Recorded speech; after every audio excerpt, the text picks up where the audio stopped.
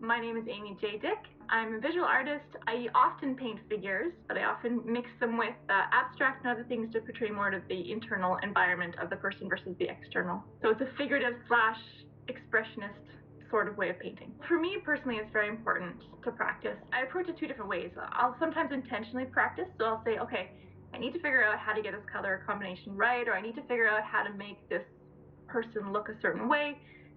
I'm going to do 4 of them and see if I can figure this out. I find that I love to kind of make work for the purpose of learning how to do a thing. Most of my work is about a challenge of some sort, so it's not really enough for me to just make a piece. I want to also usually overcome something. In some ways, my practice is actual practice. And then I'll do stuff like, well, I'll open up anatomy books and start drawing the muscles and the skeletal structure. There's tons of things that I've struggled with along the way. It's not, learning to paint is a challenge, but some of us really love a challenge. One of the hardest things that I've had to fight for is confidence and trusting myself.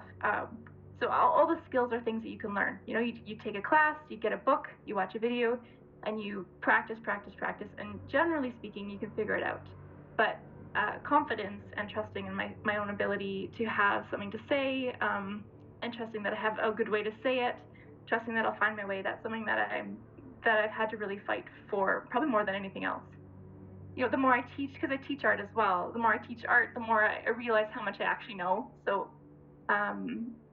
you know, I know it, but I didn't really know how much I knew until I started teaching it. But oh, okay, I can figure all that stuff out. I remember what it's like to be, you know, back there, and look at how far I've come. So it does come over time. I have regular practices that I do throughout the week. Most days I dig into art in some way. So I have my studio days that I get into the studio and I paint, and then I have my days where I work on, you know, the business side of art, or I'm working on applying to shows, and then I have days where I'll work on like the planning and the brainstorming, figuring out where I want to go. That, you know, and then I've got a couple nights a week where I meet with some artist friends of mine on Zoom, and we get together and we work on some of our stuff together there. I don't actually think, you know, I'll ever be perfect, but I do think that there is a lot to learn, and it's really quite a fun ride.